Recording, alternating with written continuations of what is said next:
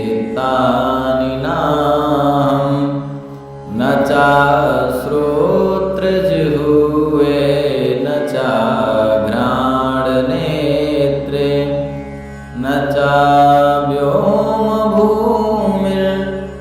तेजो न वायुः चिदानन्दरूपः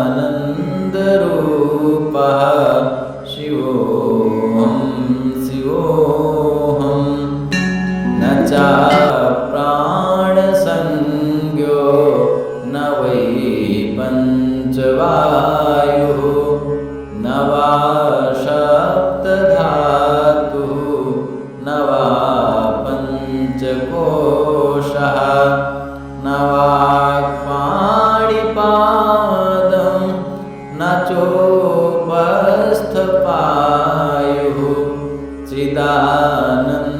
चिदानन्दरूपः शिवोऽहं शिवोऽहं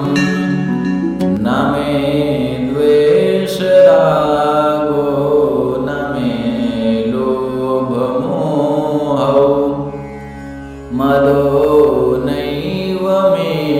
नैव मात्सर्यभावः न धर्मो न चार्थो न कामो न मोक्षः चिदानन्दरूपः शिवोऽहं शिवोऽहं न पुण्यं न पापं न सौख्यं न दुःखं न मन्त्रो न तीर्थं न वेदो न यज्ञः अहं भोजनं नैव भोज्यं न भोक्तः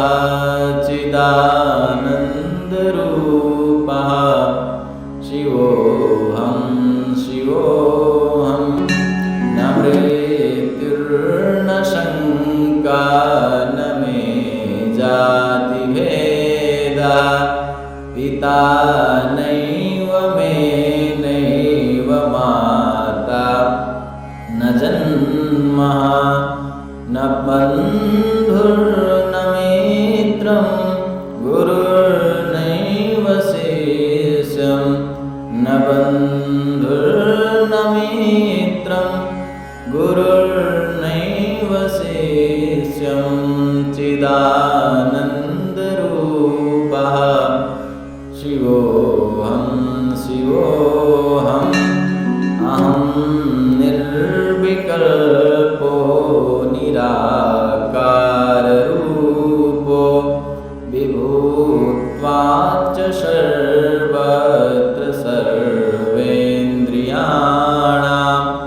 न चासङ्गतं नैव मोक्तिर्न मेयः